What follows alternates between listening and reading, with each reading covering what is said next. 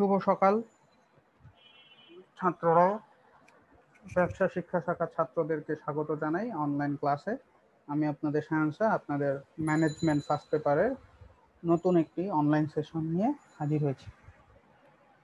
তো আজকে আমরা নতুন একটা অধ্যায় শুরু করব। আমরা লাস্ট অধ্যায়ে অংশীদারি ব্যবসা নিয়ে আলোচনা করেছি এবং সেটা নিয়ে আলোচনা শেষ করেছি। আজকে আমরা নতুন একটি অধ্যায়, যেটার নাম হচ্ছে যৌথ মূলধনী ব্যবসা, ইংলিশে জয়েন্ট স্টক কোম্পানি, সেটা নিয়ে আলোচনা শুরু করব। তো কোম্পানি আপনারা অনেকেই নাম শুনছেন। কোম্পানি কোম্পানি মানে আপনার চোখের সামনে যেগুলো বড় বড় প্রতিষ্ঠান আছে সেগুলো সবই কোম্পানি, তাই না? আপনারা যেই অ্যাপসটা বা যেই ফোনটা ইউজ করতেছেন, সেই ফোনটা যারা বানিয়েছে সেও কিন্তু একটা কোম্পানি। স্যামসাং, ওপো, এমআই, যেটাই হোক সবাই একটা কোম্পানি, রাইট? তো বড় বড় প্রতিষ্ঠান বা ব্যবসায়ী প্রতিষ্ঠান যারা আমরা কোম্পানি বলতেছি, তাদের আমরা ব্যবসার বিভিন্ন ভাগে ভাগ করেই কিন্তু চ্যাপ্টারগুলো নিয়ে আলোচনা করতেছি। এক মালিকানা ব্যবসা একটা চ্যাপ্টার আলোচনা হয়েছে, অংশীদারি হয়েছে, আজকে আমরা যৌথ মূলধনী ব্যবসা। অর্থাৎ মূলত আমরা বড় ধরনের প্রতিষ্ঠানগুলোকেই, ব্যবসায় প্রতিষ্ঠানগুলোকেই কোম্পানি বলতেছি, যারা ব্যবসার উদ্দেশ্যে আসছে। আজকের আলোচনায় আমরা কোম্পানি সংগঠন নিয়ে কথা বলবো, এর বৈশিষ্ট্য এবং কিছু গুরুত্ব নিয়ে কথা বলবো। কোম্পানি সংগঠন কি? কোম্পানি একটি আইন সৃষ্ট যৌথ মালিকানার ব্যবসায় সংগঠন, অর্থাৎ এটা অবশ্যই আইনের মাধ্যমে তৈরি হইতে হবে। আইন ছাড়া কোম্পানি গঠন করা যাবে। দেন এটি কৃত্রিম ব্যক্তি সত্তার অধিকারী হয়, নিজস্ব অস্তিত্ব বিদ্যমান। আপনারা অ্যাকাউন্টিং এর অঙ্ক যখন করেন, কোম্পানির নামে অঙ্ক হয়, কোনো ব্যক্তি মালিকের নামে না। সেখানেও বলা হয়েছে মালিকের নাম এবং প্রতিষ্ঠানের নাম আলাদা, রাইট? অ্যাকাউন্টিং এর রুলস অনুযায়ী যে কৃত্রিম ব্যক্তি সত্তা মানে হচ্ছে যে কোম্পানির নিজস্ব একটা সত্তা আছে, কোম্পানি কোনো ব্যক্তির দ্বারা চলবে না। একটা ব্যক্তি তৈরি করবে, বাট কোম্পানি হয়ে যাওয়ার পর সেটা নিজের নামেই চলবে। যে কোনো কিছু সমস্যা হবে, যে কোনো অ্যাচিভমেন্ট কোম্পানির হবে। যেমন যদি আমি বলি ফেসবুক, ফেসবুক একটা কোম্পানি, আমরা সবাই ইউজ করতেছি, বা যেটা ইউজ করে আপনারা ভিডিও দেখতেছেন, বা ইউটিউব সেটা কেউ না কেউ তৈরি করছে। যেমন আমরা জানি ফেসবুক তৈরি করছে কে? Mark Zuckerberg, right? তো কিন্তু ফেসবুক কিন্তু আমরা সবাই ফেসবুক নামেই চিনবো, মার্ক জুকারবার্গ নামে বলবো। যদি কেউ জিজ্ঞেস করে মালিককে, তখন আমরা বলি জুকারবার্গ। কিন্তু ফেসবুকের কোনো উন্নতি, ফেসবুকের কোনো অবনতি, ফেসবুক নিয়ে কোনো ঝামেলা, সবকিছুই ফেসবুক নামেই যাবে, জুকারবার্গের নামে কিছু আসবে না। জুকারবার্গকে হয়তো বা ফেস করতে হবে, কিন্তু লিগ্যাল এন্টিটি কার নামে? ফেসবুকের নামে। তো নিজস্ব অস্তিত্ব, এবং কোম্পানির অবশ্যই নিজস্ব সিল মোহর থাকতে হবে। প্রত্যেকটা লেনদেন নিজের নামে করতে পারবে, কোনো মালিকের নামে হবে না। অ্যাকাউন্টিংয়ে আমরা দেখছি মালিকের নামে কোনো লেনদেন হবে না। মালিক যদি ব্যবসায় কিছু করে সেটা আমরা উত্তোলন বলতাম, ব্যবসায় কিছু দিলে মূলধন বলতাম। ব্যবস্থাপনা ও মালিকানা সম্পূর্ণ আলাদা। ব্যবস্থাপনার জন্য আপনি লোকজন রাখবেন, মালিক যারা ইনভেস্টার।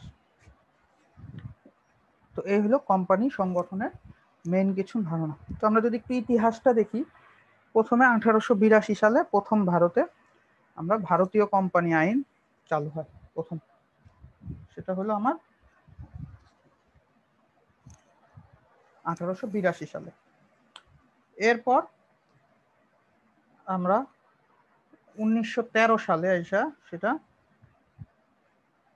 আপনার প্রথম হয়, যে ওটাকে পরিবর্তন করা হয় 1882।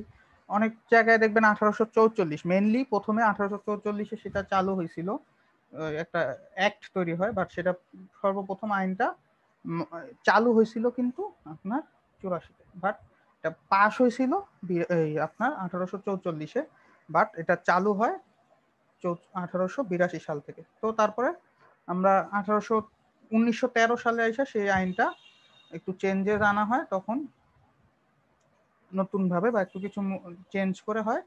তারপরে ওইটাই আমরা ফলো করতাম 1913টা। তারপরে এটা 1913টা আমরা ফলো করছি কিছুদিন। তারপরে 1994 সালে আইসা বাংলাদেশ তাদের নতুন ভাবে একটা নিজেদের জন্য, এটা পুরাই নিজেদের আইন, বাংলাদেশ একটা নতুন ভাবে তৈরি করে, সেটা 1994 সালে। এবং কোম্পানি আইন 1994 সালটাই আমরা সবাই জানি। তো এই আইনে বলা হয়েছে কোম্পানি হলো কোম্পানি আইনের অধীনে গঠিত ও নিবন্ধিত যে বা কোনো বিদ্যমান কোম্পানিকেই বোঝায়।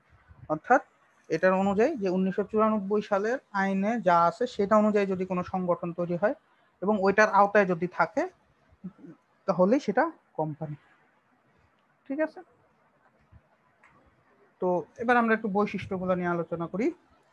আইন দ্বারা সৃষ্ট, আমরা এক্ষুনি বলতেছিলাম যে কোম্পানি আমাদের 1994 সালের আইন দ্বারা সৃষ্ট এবং আইনের ওই আইন অনুযায়ী কিভাবে গঠন হবে, কিভাবে পরিচালন হবে, কিভাবে নিয়ন্ত্রিত হবে সব ওইখানেই আছে। ওই গাইডলাইনটা যদি আমরা ফলো করি তাহলেই সেটা অংশীদারি কোম্পানি আইন হয়ে যাবে। তো কোম্পানি আইনের আওতায় নিয়মগুলো মানতেই হবে এবং আপনি যদি একটা কোম্পানি খুলতেও চান আপনাকে নির্দিষ্ট কিছু প্রসিডিউর ফলো করেই ওই আইনে তৈরি করতে হবে। দেন পৃথক বা কৃত্রিম ব্যক্তি সত্তা, যেটা নিয়ে আমি একটু আগেও বললাম যে প্রতিটা প্রতিষ্ঠানই আলাদা, ব্যক্তি এবং মালিক এবং প্রতিষ্ঠান দুইটাই আলাদা থাকবে। ঠিক আছে, কোম্পানি কোনো ব্যক্তির না হয়ে তখন ব্যক্তির মতোই সেটা সে ব্যক্তি হিসাবেই, সে যেমন স্কয়ার ফার্মাসিউটিক্যাল এটা করছে, আজকে ভ্যাকসিনকো এটা করছে, আমরা কিন্তু ভ্যাকসিনকোর মালিকের নাম বলি না, ভ্যাকসিনকো এটা করছে, মানে সে কিন্তু একটা ব্যক্তির মতো মর্যাদা পায়, রাইট? তো স্বাধীনভাবেই সে পরিচিতি হয় এবং সে যা হবে চুক্তি, যে কোনো প্রকারের চুক্তি হবে, যে কোনো ধরনের লেনদেন হবে সব কোম্পানির নামে। ঠিক আছে, কোম্পানির সিল এবং কোম্পানির প্যাডে সেটা অবশ্যই হবে। যে কেউ যদি আপনার কোম্পানির এগেনস্টে কোনো ধরনের আইনানুগ ব্যবস্থা নেয় সেটাও আপনার ওই আপনার কোম্পানির নামেই হবে এবং ওই 1994 সালের আইনের নামে। দেন চিরন্তন অস্তিত্ব বা চিরস্থায়ী, কোম্পানি সারা জীবন চলবে, এটাই আমরা ধরে নিই। কোনো কারণে যদি কোনো মালিক মৃত্যু হয় বা যে মেইন মালিক ছিল সে মারা, যেমন স্কয়ার ফার্মাসিউটিক্যালস বা স্কয়ার গ্রুপ যেটা, সেটা তৈরি করছিলেন স্যামসাং এর চৌধুরী, তিনি কিন্তু বহুদিন মারা গেছেন। এখন তার ছেলে বা তার ফ্যামিলি, ছেলেরা বা মেয়েরা মিলে প্রতিষ্ঠানটা এখন চালায়। তো উনি মারা গেছে বলে কিন্তু প্রতিষ্ঠান বন্ধ হয়ে যায়নি। তো শেয়ার কোম্পানির মালিক পক্ষ অনেক থাকে, উনি মেইন মালিক, ওনার আন্ডারে আরো অনেক মালিক পক্ষ থাকে, তো তারা ব্যবসাটাকে চালায় নিয়ে যেতেছে। ঠিক আছে, মালিক বা কোনো একজন মারা গেল বা দেউলিয়া হইলেও কোম্পানি বিলুপ্ত হয় না। আপনি মালিকানা চেঞ্জ হইতে পারে, মালিকানা চেঞ্জ হলে কোম্পানির কোনো সমস্যা নাই। স্যামসনের চৌধুরীর জায়গায় যদি আরেকজন আইসা চেয়ারম্যান হয় বা মালিক হয়ে যায়, যে বিক্রি করে দেয়, মালিকানা চেঞ্জ হবে, প্রতিষ্ঠান বন্ধ হয়ে যাবে না। কেবল যদি আপনি নিজেরাই ইচ্ছা করে বন্ধ করে দিতে চান নিয়ে সবাই মিলা, তখন সেটা বন্ধ হয়ে যাবে। যদি আইন অনুযায়ী যেটা বিলোপ সাধন পদ্ধতি আছে সেভাবে যদি যাই তাহলে আপনার বন্ধ করতে পারবেন। আদারওয়াইজ কারো মৃত্যুতে, যেমন এক মালিকানা ব্যবসায় মালিক মারা গেলে ব্যবসা বন্ধ, অংশীদারি ব্যবসায় কেউ দেউলিয়া মারা গেলে বন্ধ, আমরা দেখছি। দেন সীমাবদ্ধ দায়, অংশীদারদের ব্যবসায় কি ছিল, দায় অসীম। কোম্পানি ব্যবসায় আপনার অসীম না, আপনি যত টাকা ইনভেস্ট করবেন ঠিক তত টাকা। 100 কোটি টাকার ব্যবসা, আপনি এখানে 1 লাখ টাকা দিচ্ছেন, আপনার দায় 1 লাখ টাকা। বা আমরা শেয়ার কিনি না, শেয়ারের ব্যবসা, শেয়ারও কিন্তু আপনি কোম্পানির মালিক। ঠিক আছে, এই যে বড় কোম্পানিগুলো শেয়ার ছাড়ে, তো আপনি 10 টাকা শেয়ার কিনলে আপনি কোম্পানির 10 টাকার মালিক, তো আপনার দায় 10 টাকা পর্যন্তই। ঠিক আছে, আপনার অসীম দায় না। কোম্পানির যদি লসও হয়, আপনার লস হবে কতটুকুন, আপনি 10 টাকার শেয়ার কিনছেন, 10 টাকার জন্য যতটুকু লস হওয়ার কথা ততটুকু, এর থেকে বেশি হবে না। নিজস্ব সিল মোহর, এই যে এরকম একটা সিল থাকবে, যে কোম্পানির নাম, তারপরে এখানে তারিখ থাকে, অনেক ক্ষেত্রে অনেক অনেক কিছুই থাকতে পারে, ঠিকানা থাকতে পারে, এই ধরনের একটা সিল থাকবে এই কোম্পানির। নিজস্ব সিল ছাড়া কোনো কোম্পানি হয় না, সিল মোহর অবশ্যই থাকবে, কারণ যে কোনো ঝামেলা হলে ওই সিলটা কাজে লাগে। ঠিক আছে, এবং শেয়ার মূলধন, কোম্পানি চাইলে কি করতে পারে, শেয়ার ছাড়তে পারে। কোম্পানি করতে অনেক টাকার দরকার, সেই ক্ষেত্রে কোম্পানি কি করে, শেয়ার ছাড়তে পারে, শেয়ারকে শেয়ার ছেড়ে সে টাকা আনতে পারে। এই মূলধনটাকে আবার অনেকভাবে আমরা ভাগ করছিলাম, ইস্যুকৃত মূলধন, বিলিকৃত মূলধন, এগুলা অনেকগুলা ভাগ আছে, সেগুলো আপনার অ্যাকাউন্টিংয়ে ম্যাথস দেখবেন, ইস্যুকৃত, আদায়কৃত, এরকম মূলধন। আবার শেয়ারও বিভিন্ন ধরনের হয়, অগ্রাধিকার, সাধারণ, এগুলো আমরা পরের চ্যাপ্টারগুলোতে দেখবো শেয়ার রিলেটেড কথা। তো এই জিনিসগুলো অবশ্যই শেয়ার মূলধন থাকবে, কোম্পানি হলে শেয়ার মূলধন থাকে। কিছু কোম্পানির শেয়ার আমরা সবাই কিনতে পারি, কিছু কোম্পানির শেয়ার সবাই কিনতে পারি না, সেটা নিয়ে আমরা এই চ্যাপ্টারে পরবর্তী লেকচারগুলোতে আলোচনা করব। দেন সদস্য সংখ্যা আমরা বোঝাই যায় যে আমাদের কোম্পানি আইন অনুযায়ী যে প্রাইভেট লিমিটেড কোম্পানি যদি হয় আমরা 2 জন মিনিমাম এবং সর্বোচ্চ 50, আর যদি পাবলিক লিমিটেড হয় তাহলে সর্বনিম্ন 60, সর্বোচ্চ শেয়ার সংখ্যা তারা সীমাবদ্ধ। প্রাইভেট লিমিটেড হলো যাদের শেয়ার সবাই কিনতে পারে না, একটু আগে বলতেছিলাম, এটা নিয়ে ডিটেল আলোচনা হবে। প্রাইভেট কোম্পানি সবাই কিনতে পারবে না, তো এটা সর্বোচ্চ কিনতে পারবে কতজন? 50 জন, 2 থেকে 50 এরকম সদস্য। আর পাবলিক লিমিটেড যাদের শেয়ার সবাই কিনতে পারে, আমাদের ঢাকা স্টক এক্সচেঞ্জে যেই শেয়ারগুলো বিক্রি হয় সেগুলোই পাবলিক লিমিটেড কোম্পানি। তো তাদের কিন্তু কোনো লিমিটেশন নাই, যে অনেক লোক তাদের শেয়ার কিনতে পারে, কিন্তু সর্বনিম্ন 60 জন, সর্বোচ্চ কোনো লিমিট নেই। তো এই হলো সদস্য সংখ্যার ব্যাপারটা। দেন আমরা আসি কোম্পানি সংগঠন কেন গুরুত্বপূর্ণ। একটা দেশের অর্থনৈতিক উন্নয়নের জন্য কোম্পানি ব্যবসায় সবচেয়ে গুরুত্বপূর্ণ। আপনি যে যাই কিনবেন, যাই খাবেন, যাই সার্ভিস নেবেন, সবই কিন্তু এই কোম্পানি বেশি, কারণ ওভারঅল পুরা সমষ্টিগত মানুষকে কন্ট্রোল করতে পারে একটা কোম্পানি।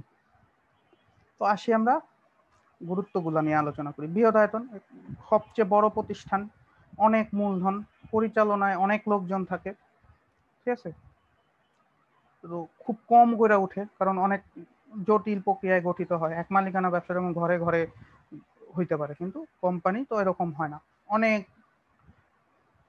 লোক মিলাই একটা কোম্পানি হয়। কোম্পানি চালাইতে কিন্তু অনেক দক্ষ লোক লাগে। তো বৃহদায়তন ব্যবসা প্রতিষ্ঠান, এবং এটা পুরা ইকোনমিটাকে কন্ট্রোল করতে পারে। যেমন আপনি যদি চিন্তা করেন লাক্স সাবান, এটা ইউনিলিভার একটা কোম্পানি। ইউনিলিভারের লাক্স সাবান কিন্তু না হইলেও আমরা 100 জনের মধ্যে 80 জনই লাক্স সাবান ইউজ করি, তাই না, কম বেশি। তো দেখেন ও কিন্তু পুরো 80 জনকে কন্ট্রোল করতে পারতেছে, 80 জনের মার্কেট ওর কাছে। তো এটা ইকোনমির জন্য ভালো, বৃহদায়তন বড় প্রতিষ্ঠান বলে এটা গুরুত্বটাও বেশি। দেন উত্তম বিনিয়োগ ক্ষেত্র। আপনি যদি চিন্তা করেন যে আপনি একটা এক মালিকানা ব্যবসা দেবেন, সব টাকা আপনার, লস হলে আপনার, অংশীদারিতাও তাই, আপনার সব না হলেও কিছু বেশি কিছু টাকা আপনাকে দিতে হয়, লসও আপনাকে নিতে হয়। বাট যদি শেয়ারের ব্যবসা হয় বা কোম্পানি ব্যবসা, আপনি কি করতেছেন, শেয়ার, আপনি 5,000 টাকা শেয়ার কিনতে পারেন, আপনি 10,000 টাকা শেয়ার কিনতে পারেন। তো মানে ওইখানে কিন্তু বিনিয়োগ হচ্ছে, আপনি ওই কোম্পানিতে বিনিয়োগ করতেছেন, একটা কোম্পানির মালিক হচ্ছেন 10,000 টাকার। তো আপনার জন্য বিনিয়োগ ক্ষেত্র কিন্তু উত্তম। যদি আপনি কম দামে কিনা বেশি দামে শেয়ারটা বেচতে পারেন, সেটা তো আরো ভালো। তো কোম্পানিতে আপনি বিনিয়োগ করলে আপনি দাম বেশি পাচ্ছেন, এছাড়াও বছর বছর একটা লভ্যাংশও পাইতে পারেন। মূলধন গঠনের সহায়তা, কোম্পানিতে বিনিয়োগ যেহেতু ভালো আমরা বলছি, তো বিনিয়োগকারীরা আপনার কি করবেন, আপনি অনেক টাকা জমায় জমায় জমায় জমায় আপনি শেয়ার কিনবেন, তাহলে কি হবে, একটা বড় মূলধন হবে, আপনার সঞ্চয় হবে। আপনি ঠিক আছে, আমি এই বছরে সব টাকা ব্যাংকে জমায় শেয়ারে ইনভেস্ট করবো, অনেকেই করি তাই। তো আপনার মূলধন গঠনটা একটা বড় মূলধন তৈরি হবে। তো শেয়ার মার্কেট একটা দেশের ইকোনমিকে কিন্তু অনেকটা কন্ট্রোল করে, আর শেয়ার মার্কেটে কারা আছে, এই কোম্পানিগুলাই আছে। ঝুঁকি বন্টন, একটু আগে বললাম এক মালিকানা ঝুঁকি, আপনার অংশীদারদের অল্প কিছু জন, আর এখানে ঝুঁকিটাও অনেক লোক থাকে, অনেক লোকের মধ্যে ঝুঁকিটা বন্টন হয়ে যায়। যেমন ধরেন যদি কোনো কারণে চিটাঙের লাগছে কোনো ঝামেলা হইলো, তাহলে বলে কিন্তু ঢাকার মার্কেটে কোনো এফেক্ট নেই, তো ঝুঁকিটা চিটাঙে পর্যন্তই অল্প কিছু মানুষের মধ্যে থেকে যেতেছে। বা কোনো কারণে কোম্পানি এই বছর লস করলো, আপনার ধরেন আপনি 10,000 টাকার মালিক, তার মানে আপনার লস কিন্তু পুরা না, আপনার লস 10,000 টাকা। কর্মসংস্থানের সুযোগ, বাংলাদেশের বা পৃথিবীর বিপুল পরিমাণে চাকরির সুযোগ কিন্তু এই কোম্পানিগুলোতেই হয়। 70% লোক চাকরি করে সব কোম্পানিতে, তাই না, নিজের ব্যবসা থেকেও সবাই কোম্পানি চাকরি, আপনারা আমরাও সবারই একটা টার্গেট, আমরা একটা বড় কোম্পানিতে চাকরি করব। তো কর্মসংস্থানের সুযোগ তাদেরই আছে, কারণ তারা বড় প্রতিষ্ঠান, তাদের অনেক লোক লাগে। আধুনিক প্রযুক্তি, তো নতুন প্রযুক্তি যাই আসবে, উন্নত প্রযুক্তি সবই গবেষণা যাই বলেন সব কিন্তু এই কোম্পানির মাধ্যমেই হয়। তো এই কোম্পানিগুলাই কিন্তু অনেক ক্ষেত্রে যাদের সামর্থ্য থাকে, তারা নতুন নতুন টেকনোলজি আনার চেষ্টা করে বাইরে থেকে, কারণ বাংলাদেশে কোনো একটা টেকনোলজি নেই, অনেক কোম্পানি টাকা আছে, সে নিয়ে আসতে পারে, তো ওই টেকনোলজিটা বাংলাদেশে চলে আসলো, তো এগুলা উন্নতি হবে। দেন সামাজিক দায়িত্ব পালন, এখন দেখবেন অনেক কোম্পানিকে কিন্তু সামাজিক দায়িত্ব কিছু পালন করতে হয়, বড় কোম্পানি ব্যবসা করতে আসলে তাকে সমাজের প্রতি কিছু দায়বদ্ধতা থাকে, সেই দায়বদ্ধতা তাকে পালন করতে হবে। আপনি দেখবেন বিভিন্ন স্কুল টিস্কুল তৈরি করে দেয়, বিভিন্ন হসপিটালে দান করে। এই যে করোনাকালীন সময়ে বিভিন্ন বড় কোম্পানি কিন্তু বিভিন্ন ভাবে গরিবদেরকে বা মানুষকে সহায়তা করার চেষ্টা করছে। তো এই ধরনের জিনিসগুলা দায়িত্ববোধ তাদের মধ্যে আছে। কিন্তু আপনি একটা যদি এক মালিকানা, আপনার যদি একটা মুদি দোকান হয়, আপনার পক্ষে কিন্তু সম্ভব হয় না 2 জন 4 জন ছাড়া। আর যদি একটা কোম্পানি হয় তখন কিন্তু সে একসাথে অনেকগুলা মানুষকে হেল্প করতে পারে। দেন আন্তর্জাতিক সম্পর্ক, যেহেতু বর্তমানে আমরা সবাই সব জিনিস ব্যবহার করতে পারি, গ্লোবালাইজেশন, তো কি হয় বা বড় কোম্পানিগুলা চাইলে বিদেশে তাদের ব্যবসা তৈরি করতে পারে। তো আমাদের দেশে দেখবেন অনেক বিদেশি কোম্পানি ব্যবসা করতেছে, যেমন লাক্স সাবান যেটা বললাম, এটাও কিন্তু বিদেশি কোম্পানি, এটা বাংলাদেশে ব্যবসা করে। স্যামসাং বাংলাদেশে নতুন কারখানা দিয়ে ব্যবসা করতেছে। তো এবং বাংলাদেশি অনেক কোম্পানিও আছে, যেমন প্রাণ, ইন্ডিয়াতে ওদের ব্যবসা আছে। তো এভাবে আন্তর্জাতিক সম্পর্ক তৈরি হয়। আপনি আপনার যে দেশে তৈরি বা যে দেশে আপনার উৎপত্তি কোম্পানি, সেই দেশের ব্যবসা বড় হইতে হইতে কোম্পানি চাইলে একটা বিদেশে ব্রাঞ্চ খুলে নিতে পারে, বিদেশে তাদের প্রোডাক্ট পাঠায় বিক্রি করতে পারে। এই ধরনের জিনিসগুলো কিন্তু থাইকা যায়। তো এর সাথে আন্তর্জাতিক প্রতিটা দেশের সাথেও ব্যবসায়িক সম্পর্কটারও উন্নতি ঘটে। তো এই হচ্ছে কোম্পানি সংগঠনের বেশ কিছু গুরুত্ব। আরো কিছু আছে, এগুলো আসলে মেইনলি কিছু জিনিস আমি এখানে আপনাদের সাথে আলোচনা করলাম। তো এই হলো আজকের আলোচনা। আমরা আজকের আলোচনা থেকে 2টা প্রশ্ন দিচ্ছি আপনাদের। সেটা হলো কৃত্রিম ব্যক্তি সত্তাটা কি, সেটা আমি কয়েকবার বলেছি, সেটা নিয়ে আলোচনা করবেন বা আপনারা লিখবেন 3-4 লাইন। তো কোম্পানি সংগঠনে মূলধন সহায়তা করে কিভাবে, তো মূলধন বা গঠনে কিভাবে আমার একটা কোম্পানি হেল্প করতেছে, আমরা গুরুত্বের মধ্যে পড়ে এসেছি। তো এই হলো আমাদের আজকের আলোচনা। তো আপনারা আশা করি লেকচারটি ভালো করে শুনেছেন এবং আপনারা এইচডব্লিউ গুলো করছেন নিয়মিত। তো সবাই ভালো থাকবেন, সুস্থ থাকবেন, সবাইকে ধন্যবাদ।